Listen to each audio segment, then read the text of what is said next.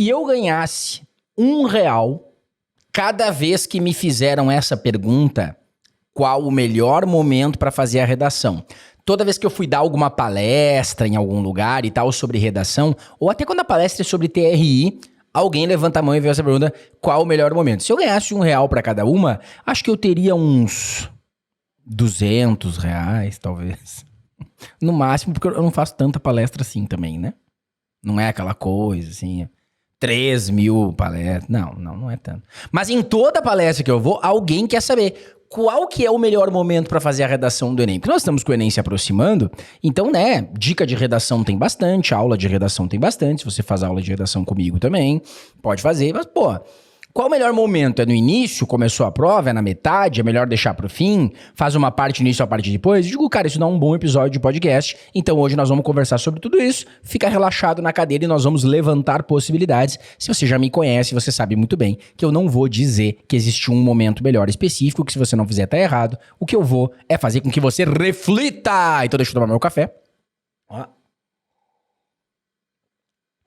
Vamos refletir. Qual o melhor momento para fazer a redação na prova do Enem lá no dia? Eu vou começar respondendo a pergunta invertida, que é: qual não é o melhor momento? Ou então, qual é o pior momento? Na minha humilde opinião, eu, professor Lauro, este que vos fala, na minha não tão humilde opinião, o pior momento para você fazer a redação do Enem é o final. Você deixar lá pro final. Cara, se você deixar pro final, você é maluco, cara. Você é louco. Não, você tem que ter muita frieza pra deixar a redação pro final. Primeiro ponto de todos é: quem deixa a redação pro final, quando começa a prova, não vai nem dar uma espiada qual é o tema? Cara, você tem que ser muito frio pra não ver o tema. A primeira coisa que eu faço quando eu abro aquele caderno de questões é ir lá ver qual é a droga do tema, porque eu tô naquele pico de ansiedade, assim. Você recebe a prova, né, ali, 1h dá o sinal que fechou os portões. A 1h30, você recebe a prova, né? Ou um pouquinho antes você recebe a prova, você não pode mexer. A vontade é abrir aquele inferno daquela prova.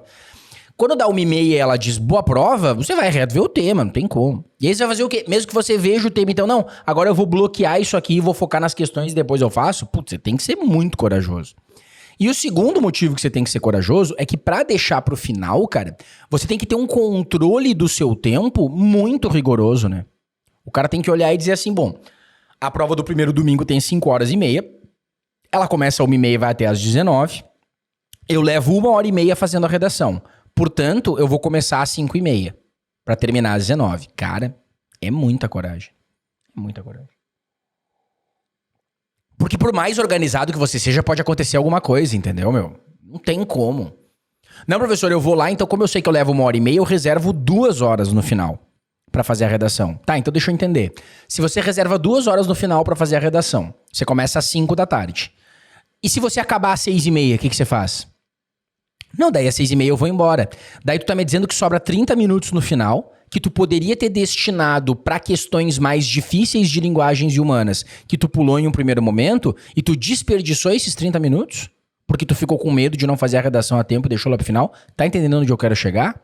Qualquer estratégia de um aluno para uma prova como a do Enem precisa ser uma estratégia assim, ó. Eu vou, no final da prova, na hora final ou na meia hora final, eu vou ficar voltando em questões que eu pulei e vou ficar tentando elas até o fim.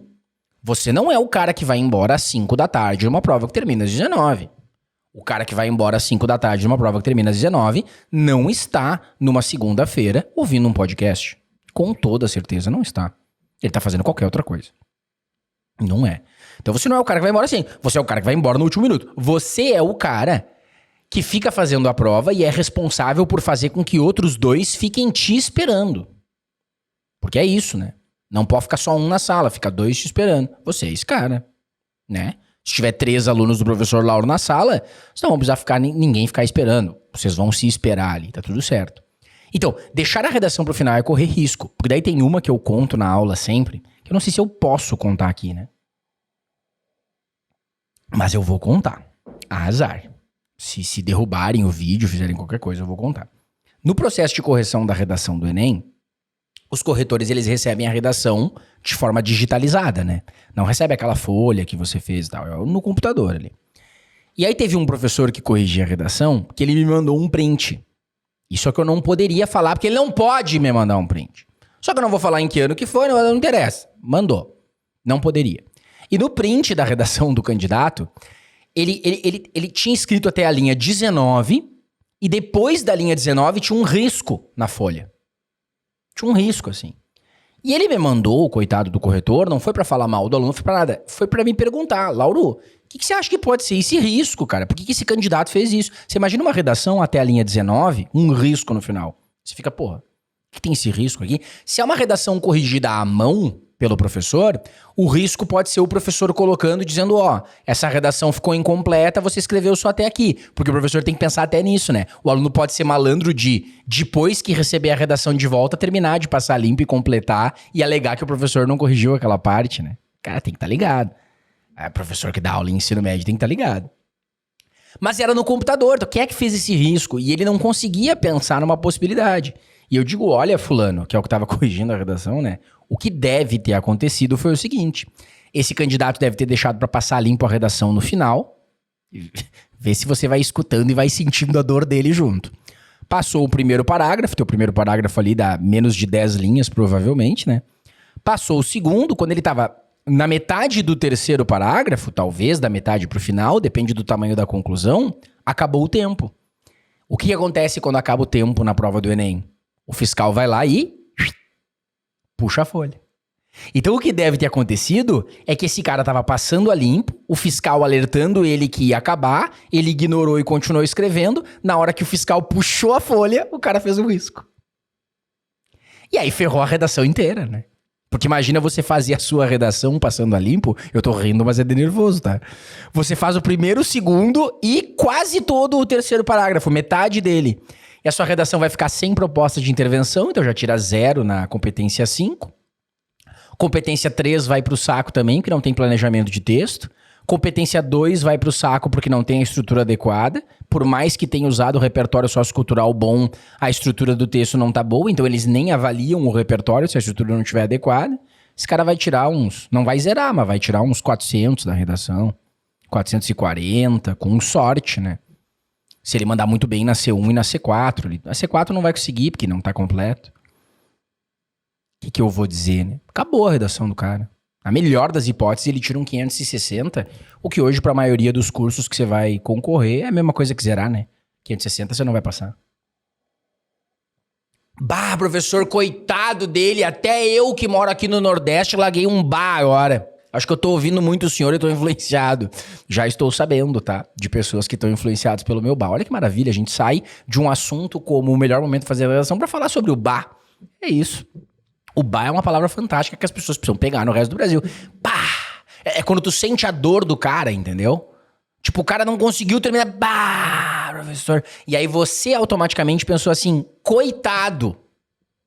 E eu pensei, quando eu olhei, disse assim, esse não teve aula comigo, né?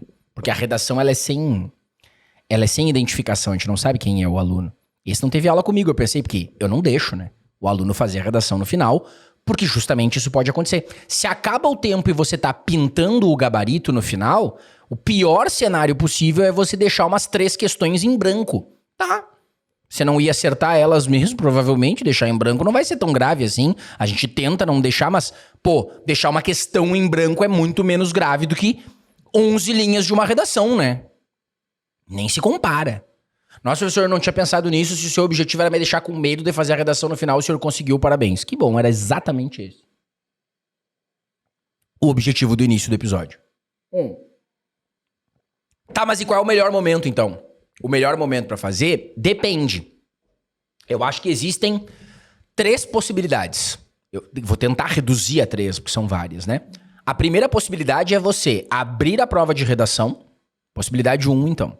Abrir a prova de redação, ler o tema, já fazer o projeto de texto, já começar a escrever para se livrar daquilo logo.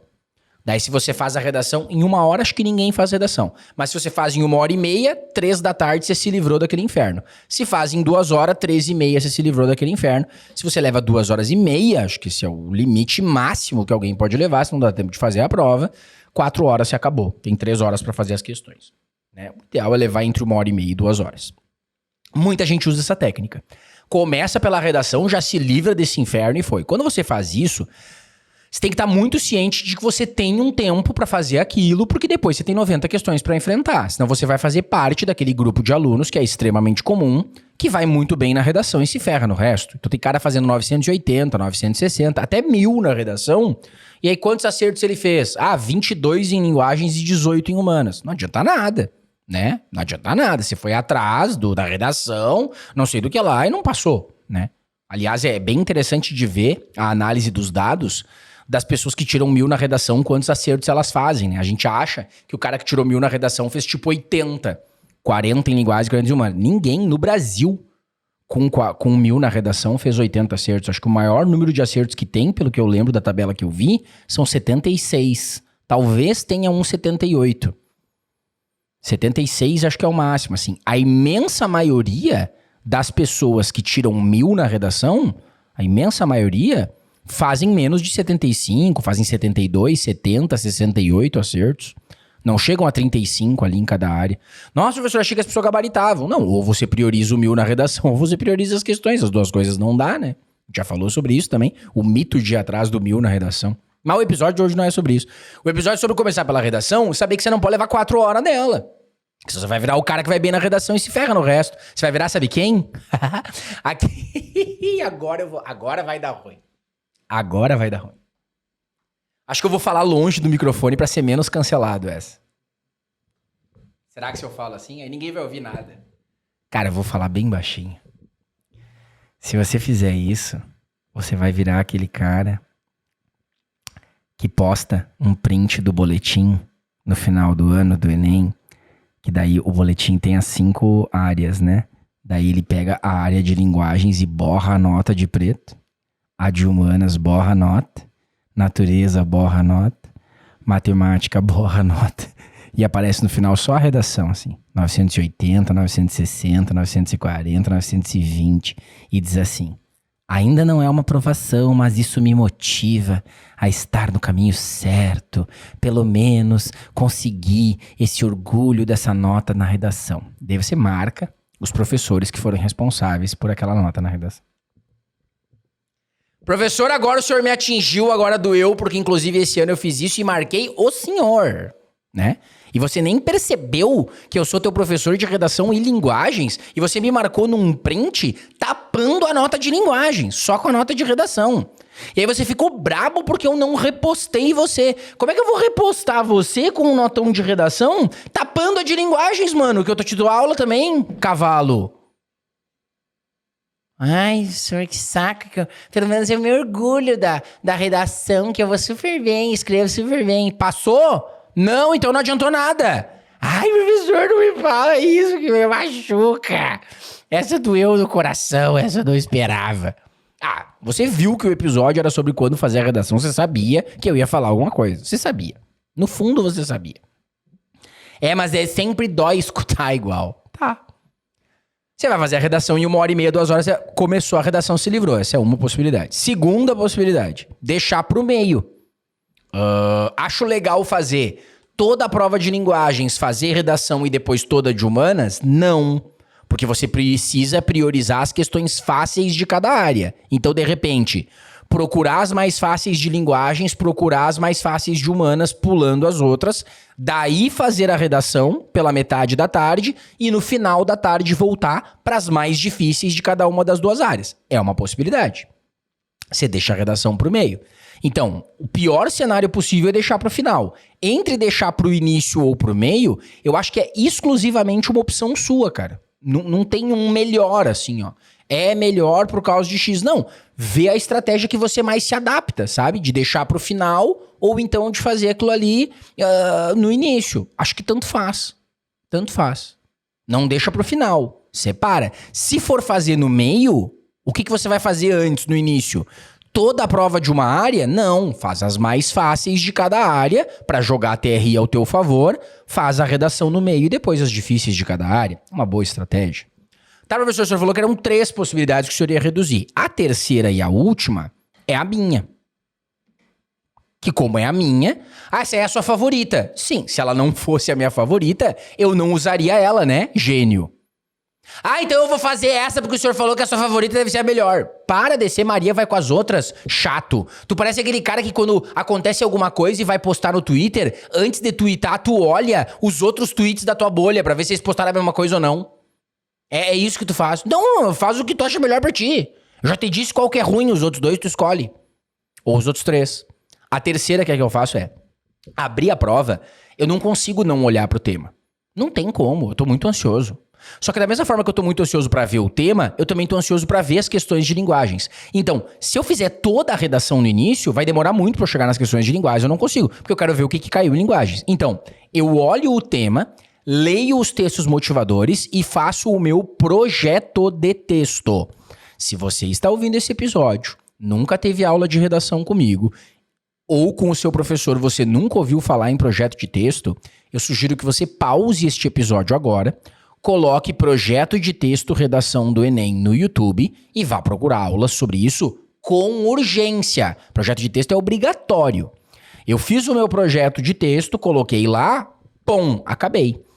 Em 30 minutos, eu, Lauro, consigo ler o tema, ler os textos motivadores, fazer o meu projeto de texto. O que eu coloco no meu projeto de texto? Né? O tema, óbvio. Qual é o tema que eu tenho que botar na introdução. Eu coloco qual vai ser o repertório sociocultural que eu vou usar, ou os repertórios, se na introdução, no argumento 1 ou no argumento 2, se eu vou usar 2, se eu vou usar só 1. 3 eu nunca uso, porque acho desperdício. Tem gente que gosta, eu não uso. Seleciono os repertórios, o que eu vou dizer na introdução é o tema e a prévia dos argumentos, o argumento 1 vai ser X, o argumento 2 vai ser Y. Esse é o meu projeto de texto. Automaticamente eu já faço a proposta ou as propostas de intervenção. Se eu vou fazer uma só que reúna os 2 argumentos, ou se eu vou fazer a proposta de intervenção 1 para o argumento 1 e a proposta de intervenção 2 para o argumento 2. Fiz isso, já fiz a estrutura, fiz os argumentos, a proposta ou as propostas, selecionei os repertórios, eu fecho a prova de redação e vou para as questões. Porque para mim, Lauro, o mais importante é o projeto de texto. A escrita da redação é uma consequência daquele projeto, né? Então a escrita em si, escrever e passar limpo, eu deixo pro final. Eu faço só o projeto na primeira meia hora. Para as 2 da tarde, eu já começar a encarar as questões de linguagens. E eu começo por linguagens daí. O senhor faz toda a prova de linguagens? Não. Eu começo pela redação, faço o projeto de texto. Vou para linguagens, faço todas as fáceis, pulando as difíceis. Vou para humanas, faço todas as fáceis, pulando as difíceis. Daí eu paro tudo que eu tô fazendo, escrevo a redação, passo a limpo, olho pro relógio, vejo quanto tempo falta, ali do que tá marcado, e nesse tempo que falta eu vou ficar encarando as difíceis de linguagens e de humanas. É isso que eu faço, né?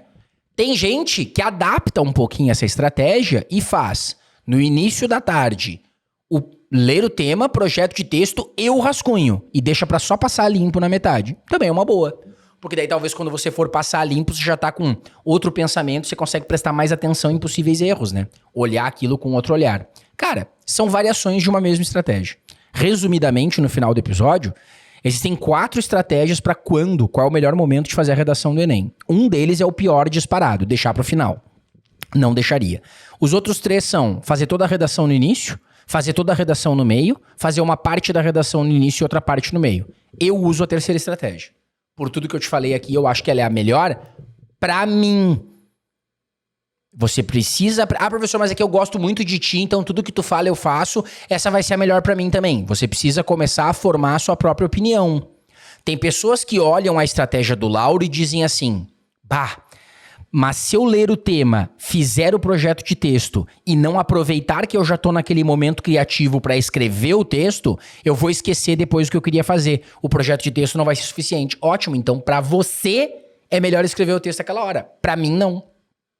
Eu não fico preocupado com o meu processo criativo, eu não acho que eu vou esquecer o que eu queria dizer, o esqueleto do texto me dá todo o argumento que eu preciso pra desenvolver o restante. Mas isso sou eu, amor, eu funciono assim.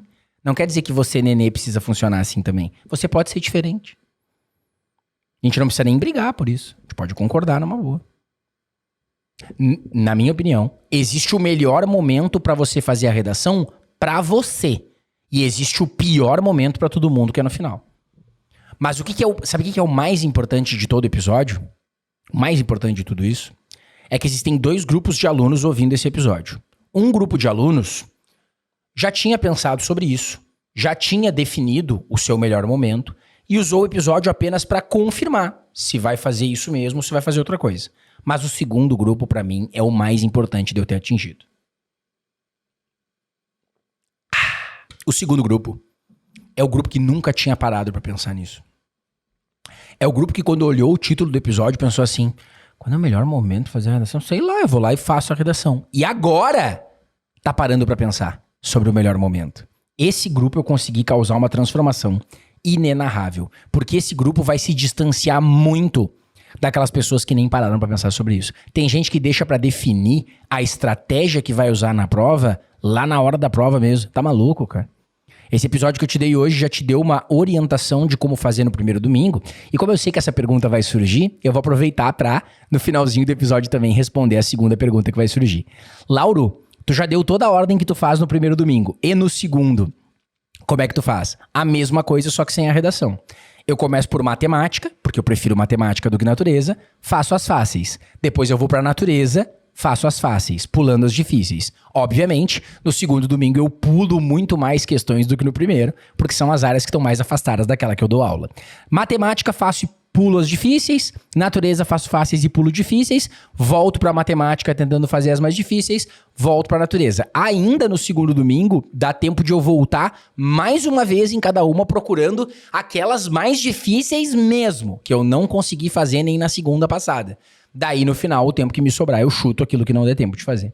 Essa é a ordem que eu sigo, tá? E eu acredito que essa ordem de fazer a prova não é só uma opinião minha. Ela é pra que a TRI te ajude a pontuar melhor. Você faz uma ordem... Eu não tô fazendo essa ordem como muitos de vocês fazem, porque ela é mais confortável pra mim. Não, eu tô fazendo uma ordem que a TRI vai me ajudar mais. Não só que seja confortável pra mim. Eu tenho que usar as duas coisas ao meu favor. Fechado? Perguntinha bônus respondida no final do episódio, hein? Valeu, espero que você tenha gostado e que se reflita sobre a sua ordem também. Te vejo na próxima.